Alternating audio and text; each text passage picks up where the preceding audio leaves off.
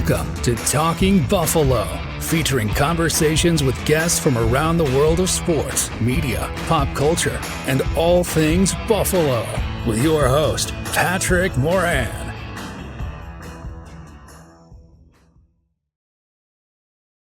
All right, what is going on, everybody? How you doing? Welcome to another episode of Talking Buffalo, your weekday daily driver for Buffalo sports talk and more.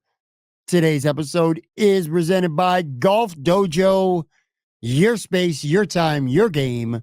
Bring your game to Golf Dojo, Western New York's best indoor golf experience. Visit mygolfdojo.com. My name is Patrick Moran. Big thank you, as always, to everybody out there for watching the show, for listening, following, subscribing. I truly appreciate y'all very, very much. What Buffalo Bills have done the most to help or hurt themselves over the past month or so? That is what we're going to examine today on Talking Buffalo. This will hopefully not be a particularly long episode. I'm solo today. We're going to get into that in just a minute. I'm going to tell you this too, and I'm going to save this for the end. So near the end of the episode, I want to tell you guys what I'm up to this weekend. Super cool. At least for me, it's cool. Personal as well. But I don't want to spend a lot of time here at the top and scaring some people off talking about that. We'll save that for the end. So if you stick around to the end, I'll share with you exactly what that's all about and why I will be having a non-football episode coming up next Monday. Again, I'll save that out for the end. So stick around. That's the future. The past. If you missed yesterday's show, I would highly, highly encourage you to go back and check it out. I had Andy Young from Spectrum News Buffalo on with me live from Imperial Pizza. We taped that on Wednesday night. That was a lot of fun. Andy was a great guest. It was the first time that I ever got the chance to meet Andy in person, or at least have a conversation, I should say, with Andy in person. We spent some time pre-show shooting the shit, having some wings at Imperial, and then we did the stream, which if you watched it live, if you're one of those people who actually watched the stream live on Wednesday night, you would know that about 4 minutes or so, we had to stop the stream. Been doing this for a long time, but even after all these years, all these shows, these live shows, you make some mistakes, and I certainly did one last night. I forgot to take the USB plug from the mixer and plug it into the laptop. So the first handful of minutes of the show going on, there was literally no sound. Fortunately, a couple people who were watching it live left a comment. I was able to see that. So we had to kill that stream and restart it from scratch. That part sucked, but the interview itself, the show was great. Andy really opened up. Very entertaining dude, man. Does a great job and a real grinder here. One of those under the radar, really good Buffalo sports reporters in the Buffalo market. Got to learn a lot about him. We talked plenty of Buffalo Bills as well, but got to learn a lot about Andy's life and his career. Some pretty interesting stories along the way. So again, if you did not check that out, please go back and listen. That is definitely an hour or so that is worth your time. Saturday, the Bills will wrap up the preseason with a Kids Day game against Carolina, and let's just call it what it is. This is a largely meaningless game. I said this on Twitter. I'll say it here on the show. If you bought a ticket already and you're going, or if you're going to purchase a ticket and you're going to watch Ben DiNucci or Anthony Brown hand the football off to Frank Gore Jr. and to Darrington Evans probably 43 times Saturday afternoon, you're one of the real ones, man. You're one of the real ones. Again, largely meaningless. I ain't going to be watching it. I'll tell you that. But that's for a reason. It's not because I don't even care about the game. I don't care about the game. But again, there's a specific reason why, which I'll get to at the end of the show. But yeah, I'm not going to be watching it. I think the Bills and Brandon Beane have pretty much set that 53-man roster. I think it's mostly set. Maybe it's not entirely set, but it's certainly mostly set at this point.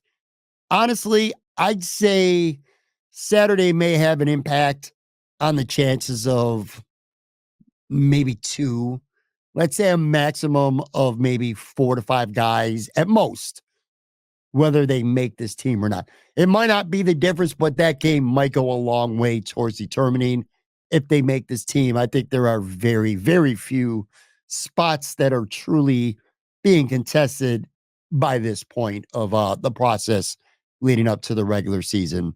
For most, some of these guys, they're playing for a practice squad spot, or even if they don't make the Bills practice squad, they're putting out film for 31 other teams to evaluate come next week when roster cuts come, which the Bills and the NFL, I think Tuesday, maybe 4 p.m., I think is the deadline to have your 53-man, your initial 53-man roster set. So again, I just sat here and I'll be a hypocrite here a little bit, telling you how unimportant the preseason is. In a big picture purpose, that's true.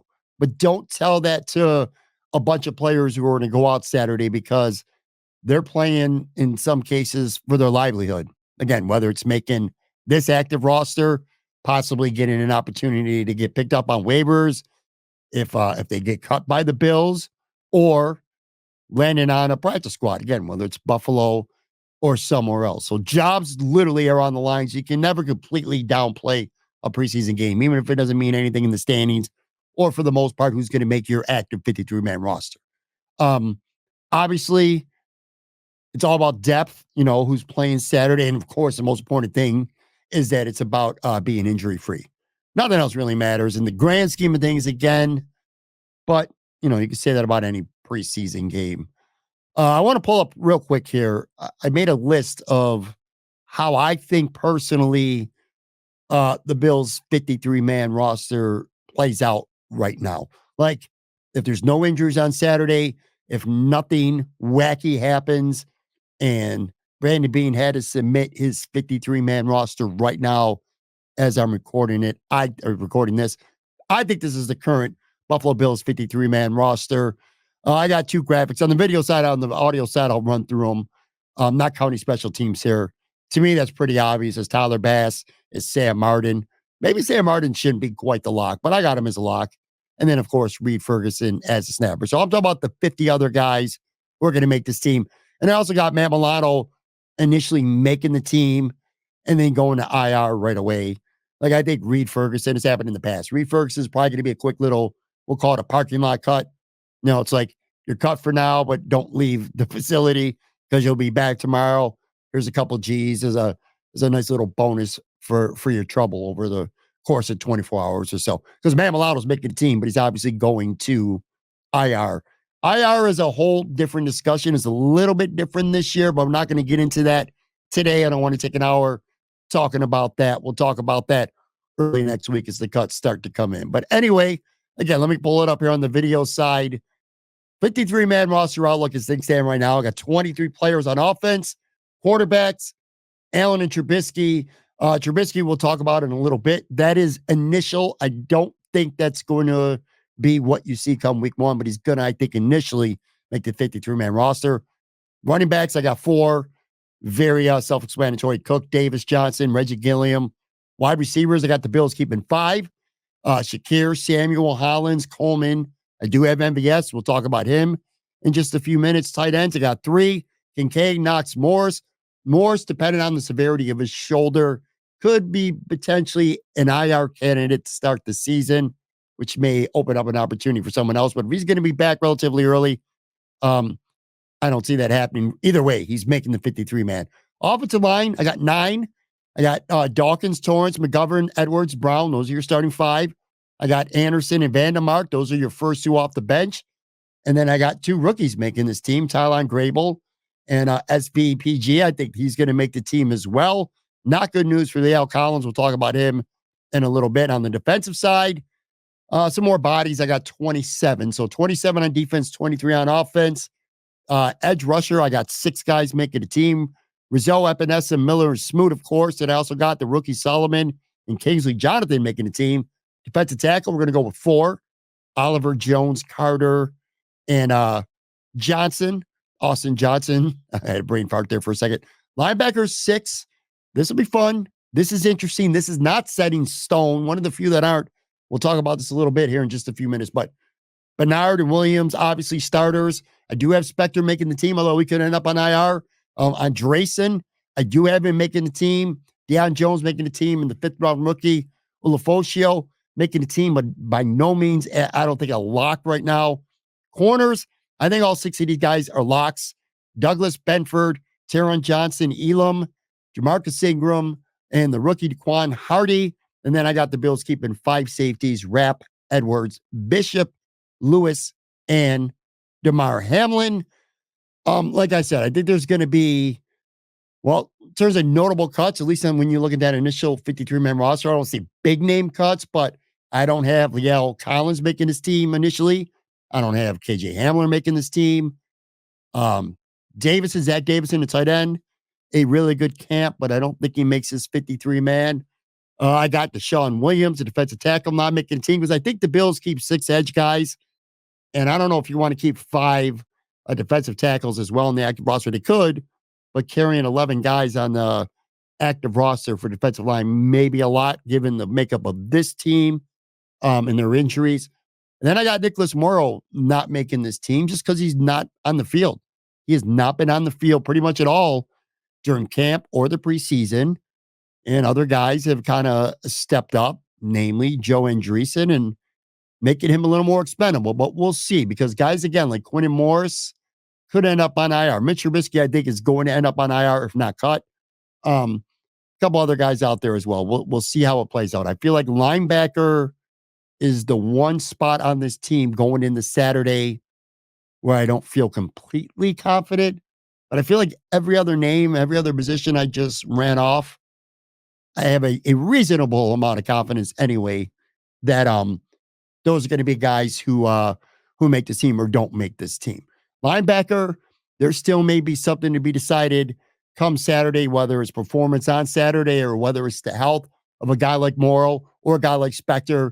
Did they make the team? Did he make the team and go on IR? How that plays out, that's going to be interesting. Or do the Bills keep 5 linebackers or 6 linebackers? Last year they kept 6. Last year they only rostered 5 receivers. I kind of feel like that may be the same this time around. Let's jump into Bills who I think have helped themselves the most. We'll get through 1 or 2 of these and we'll take a quick break. I got 9 guys on this list. In the common thread among these 9 guys who I think helped themselves the most for the Bills are rookies. I think this was, not surprisingly, a good summer for rookies vying to make the team. And I'm not talking about Keon Coleman. I ain't talking about Cole Bishop. Those dudes are obviously Dwayne Carter, even Ray. Well, I do have Ray Davis on this list, so I shouldn't go that far. But the first 3 picks, that's not what I'm talking about with the rookies. They're making the team. Cole Bishop, we'll see how his shoulder responds over the next week or so. He could end up being an IR candidate as well. But anyway, I'm going to start with the name that we've been talking a lot about. And you know what? Deservedly so. You know, Joe Andreesson has been the toast of the town, Buffalo Joe, all week. And it would be easy to get sick of it and to almost like kind of flip it and almost start hating on him. But I ain't going to do that, man. I'm not going to do that shit.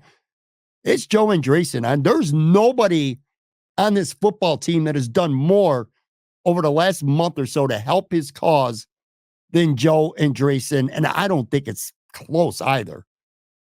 There's no one other than maybe, you know, the cool local vibe that thought a single thing about this kid when camp started in terms of him making the 53-man roster. It's crazy. Cool vibe, cool story, bro. You know, the local boy tries out, gets signed, goes to camp with the team. Nobody thought he was going to be in the position that he's in right now. Because where he is right now, he is somebody who has an incredibly legitimate chance to be a true, and I hate the term for the most part, but it fits here, a true Cinderella story, a true Hollywood story. It's right there for him right now. Put it this way, the way he's played, you know, whether it's a camp, especially some special team stuff, which does matter, but obviously we're mainly talking about him getting the start, taking advantage of fate intervening, quite frankly, last week in Pittsburgh. Weather sucks. Sean McDermott decides he don't want to take no chances with Terrell Bernard, especially after losing Matt Milano. Braylon Spector gets hurt again. And voila. Joe Andreesson is starting with the ones against the Pittsburgh Steelers and the ones. And boy, oh boy, did he look good. Boy, oh boy, did he. Why am I saying boy, oh boy? He looked the part, man. He did not look out of place whatsoever. Does that get him on the roster for sure alone? Maybe. Maybe not. But maybe. Here's what I do know. You want to talk about somebody whose stock has risen? Again, this was a guy who not only got drafted, but did not get signed. And I learned this from Andy Young on the show yesterday. I didn't know this, to be honest. Maybe you did, but not only did he not get signed after the draft as an undrafted free agent, he tried out with the Kansas City Chiefs a week before he had a rookie minicamp tryout with the Buffalo Bills, and the Chiefs didn't sign him. So, again, the ultimate Cinderella local boy story. Holy shit, is it there for the taking? Here's what I feel with confidence right now about Joe Andreesson. This dude ain't going to be working no 9 to 5. Not anytime soon, anyway. Like, if you go to your Toyota dealership and you're looking to buy a car, Joe Andreesson ain't going to be there selling you a car Monday through Friday, 9 to 5. Not anytime soon. He went from not being able to get signed poster after being a lock to being in the NFL somewhere this year. And that is just absolutely incredible to me. Quick break, come back. We're going to run through, again, more guys who have helped their stock over the last month, and then some guys who have really hurt their stock. Be right back.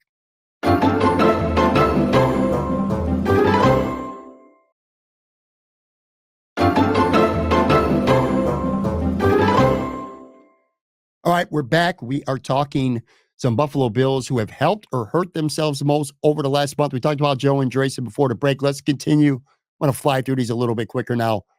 6th-round rookie, Tylan Grable. Again, 6th-round rookies by no means are locks to make this team. But he has looked pretty good at tackle, and he has shown some versatility inside as well. He moved up from 3s to working with the 2s relatively quick in the camp. Having some versatility, not just tackle, but again, learning to play inside too. You got to have some versatility to be a backup in the NFL. He's going to make this team. I've seen enough from him through preseason and through training camp that he's going to make this team. And I don't think he could have said that a month ago. So he's played well enough for his stock to rise. He may even get a jersey on game days too. Like, he might be like that 8th lineman right now if the Bills keep 8, active on a game day. But regardless, he's not going to be a practice squad guy. I don't think you can expose him to waivers. I think he's shown enough promise that if you do that, he's going to get picked up. So he's really helped himself. Another rookie, Javon Solomon, 5th-round pick. Look, we knew he could rush the passer. We already knew that. He had the most sacks of anybody in college, so that's no secret. But I thought of him as like this one-trick pony, this long-term raw project that maybe with a year or so of seasoning, learning from a guy like Von Miller, that he may be able to develop into the caliber of player that you could put on an NFL field. Well, guess what? I think he's at that point right now. Is he a finished product? Hell no. He's not a finished product. Is he going to play a lot as a rookie? Maybe not. But he's not a one-trick pony. He's been pretty damn good against the run, at least in a couple specific splash plays that we've seen through the first 2 weeks of preseason. He's made plays on special teams too. So again, he's another that a month or so ago we thought of as just like this project player, developmental guy, and he still is. But he may actually get some game day run as a rookie. I think he's been that impressive. I would go as far to say, were it not for the sudden and just shocking emergence of Andreesson, I would say you can make an argument that Javon Sullivan might have been one of the more pleasant surprise stories, at least to me anyway, so far over the last month of training camp and the preseason. I'll keep it going. Another 6th-round pick, the rookie Daquan Hardy. He's played. We knew he was a slot corner and a returner coming out of Penn State. But what kind of stuck out at training camp was he's playing a lot of boundary corner as well. So the Bills want him again. You need your backups to be versatile. You can't really be a one-trick pony as a backup in this league on this team. And I think he's looked pretty good on the outside. And also, a little side note here. One of my favorite scenes from the training camp practices that I was at this summer was him having an interception. I think it was on Michelle at one point. He caught the ball, ran what probably was going to be a pick six. They blew it dead pretty much after he intercepted it. But anyway, he kept the ball, went to the sideline for a good 10 minutes, had that ball with him the whole time, never put the ball on the ground, never gave it to someone else. He had that ball in his hands. And then they called out, I don't remember if he was with the 2s or the 3s at this time. I think he was with the 2s. But anyway, after about 10, 15 minutes, he goes back on the field and he still has that ball in his hand and he's running on the field before he finally says, oh shit, I got the ball. Then he finally throws it off to the side. Fun thing just to watch him. But anyway, yeah, he's looking at corner. The first week he made a big mistake in the Chicago game. He fielded a punt inside the 5-yard line. That was a big mistake. That could have hurt him. Could have hurt him a lot. But clearly, Sean McDermott and his staff have some confidence in him because last week at Pittsburgh, he was great on special teams. He handled all 5 punt opportunities, which I thought was big. He averaged over 12 yards per return, 2 really nice returns. I thought it was important that he handled all the punts. That tells me in a game where you're looking to really evaluate your starters the most because minus Josh Allen and Terrell Bernard, the Bills and Von Miller, the Bill and Kincaid. I keep going. Anyway, the majority of the starters played in Pittsburgh, and that was like the week where Sean probably wanted to evaluate the starters and what he's got going the most. And it was exclusively Hardy returning the punts. I really like that a lot. I think it says a lot. I think it's very likely he's making this team if he's not a lock. And I think he starts this season short of him really screwing up on Saturday. If he even is back there, they might give some other people a look. If I'm Daquan Hardy, I don't even want, I'm good. I ain't got to return a punt or a kick. Let other people do that. You know what I am. As long as he doesn't blow it himself, he's probably starting the season as this team's primary kick returner and punt returner.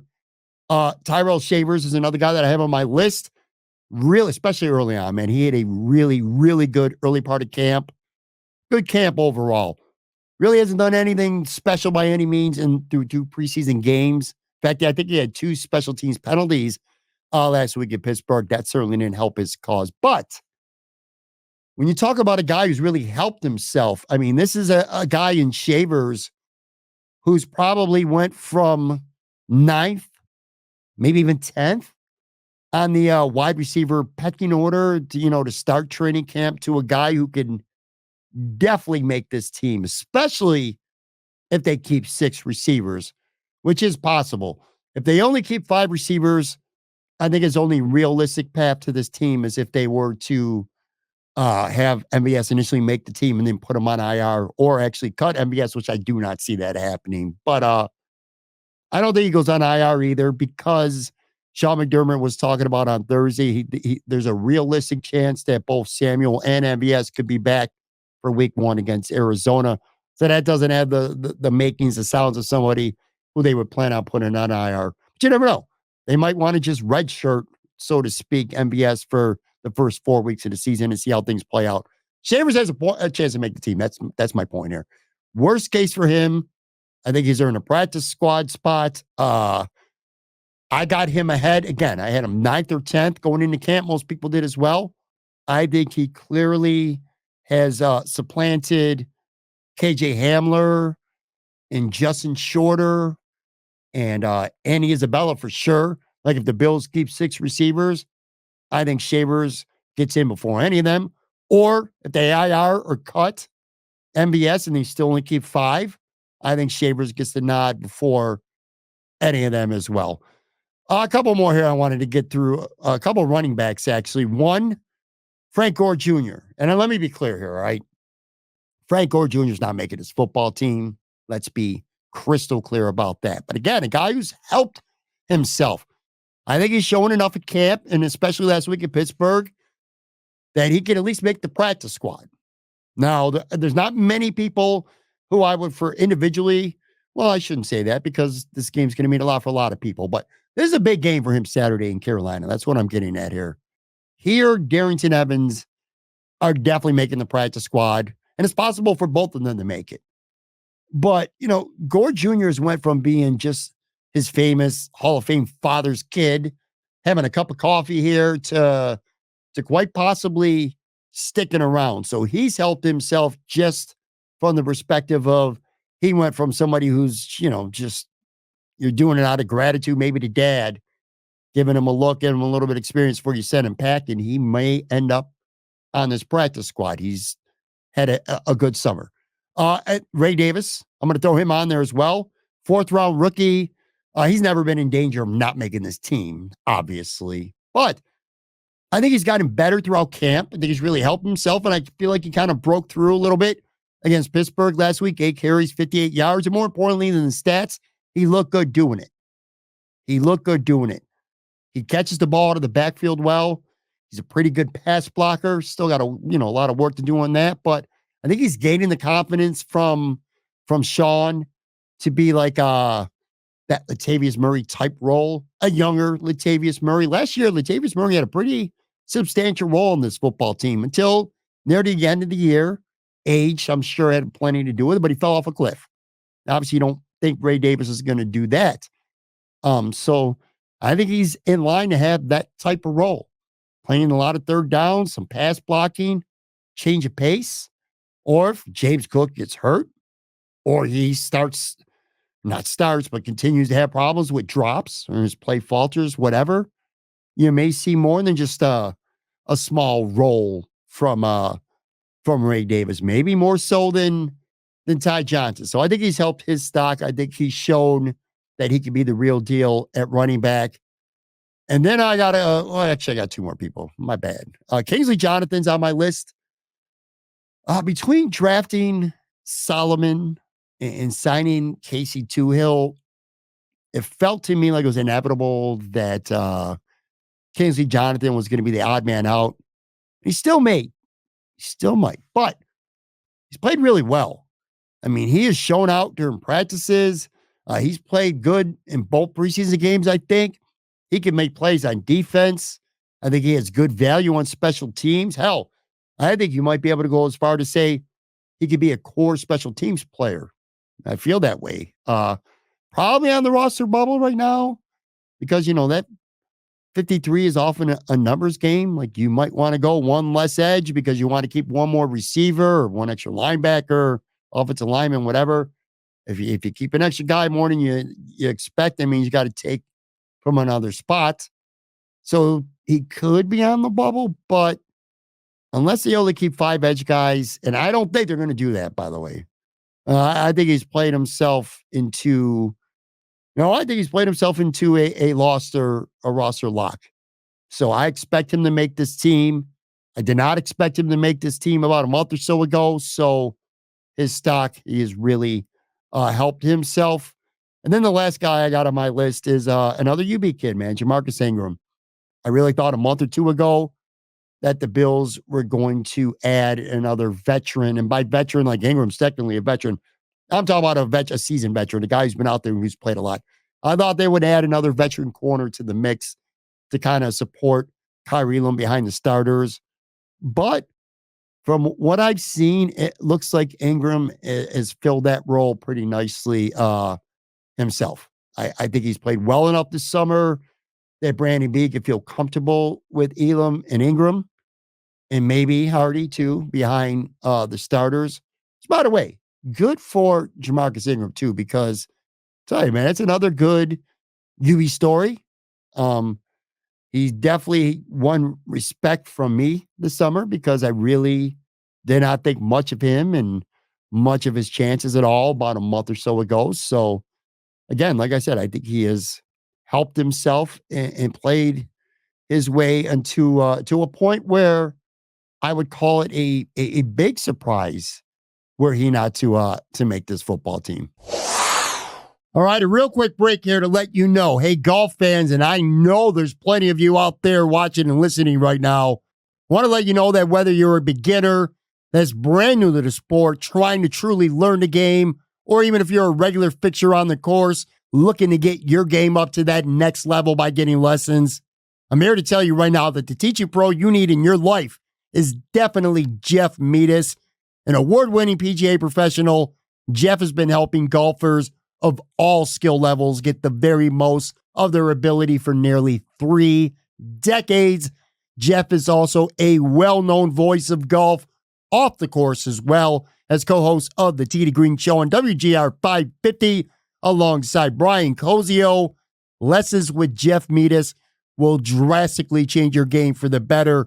Trust me, I am seeing it right now firsthand. Visit www.mygolfdojo.com to book your lessons with Jeff Metis today. All right, I got 7 guys on my list of Buffalo Bills who I think have hurt themselves the most over the past months. And I'm not going to spend a lot of time on these. I'm going to fly actually through these so we can get this episode wrapped here relatively quickly. Common thread among these, with the people who've helped themselves, the common thread was felt like rookies. Common thread here is most have injuries attached. Start with Mr. Trubisky. 2 things with him that has his stock way down as far as I'm concerned. Number 1, the knee injury. It looks like that could have a lasting effect on him beyond just a week or 2. I mean, we're barely 2 weeks out now from the season, and I've seen videos of him at practice the last couple of days.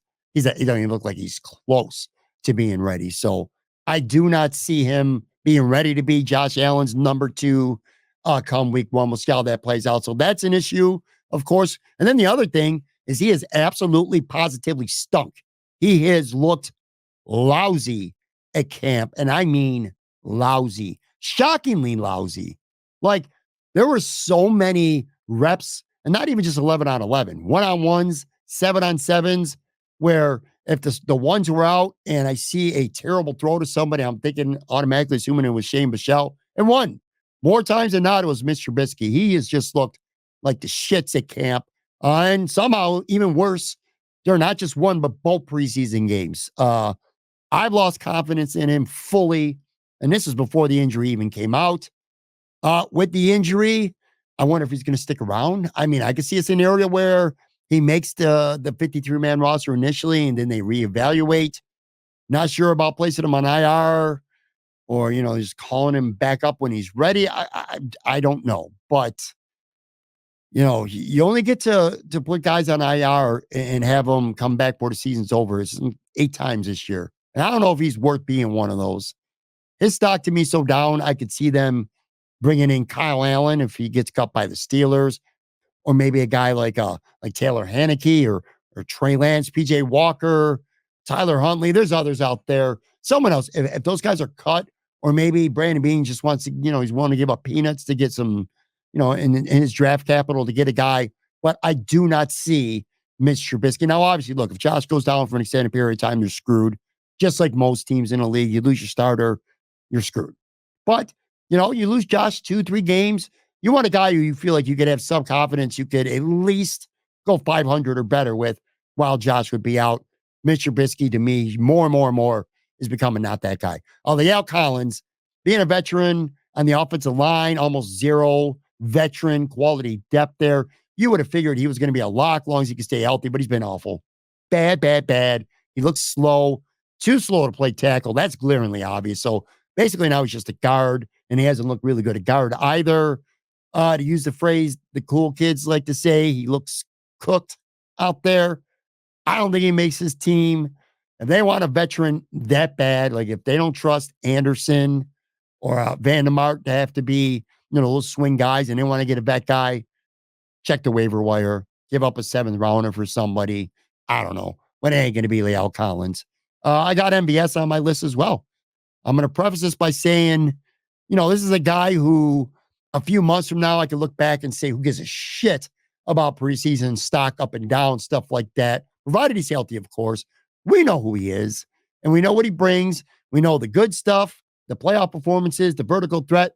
We know the bad stuff. He drops way too many passes. He doesn't have the best running route tree, et cetera, et cetera. We know all that. That said, let's just call it what it is, man. It's been a pretty kind of shitty summer for MBS. Has not looked great and stood out. He's dropped passes in camp.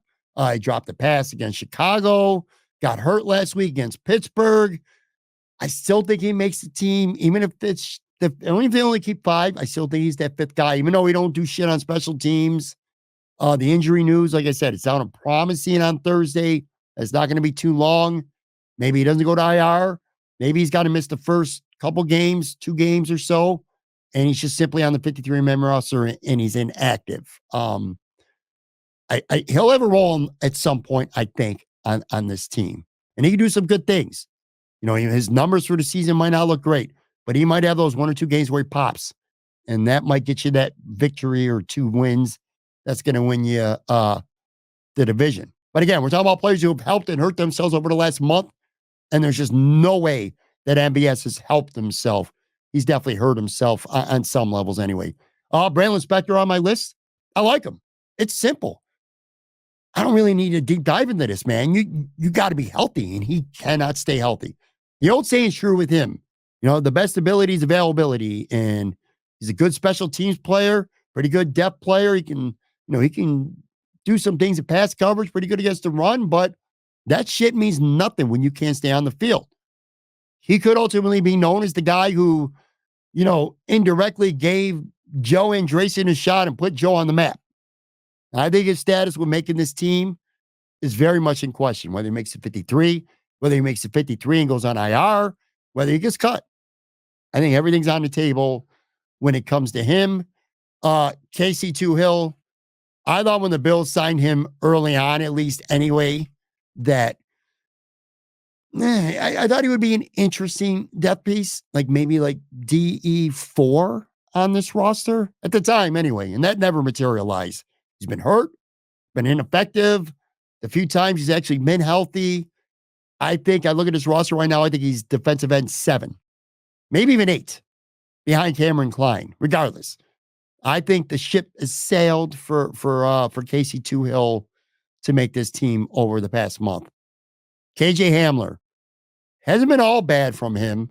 I thought he had some really good moments at camp, but for the preseason, let me say this. For that preseason, don't ever mean shit crowd out there.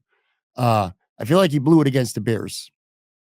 I think the returner job for him was his to lose going into the start of the preseason.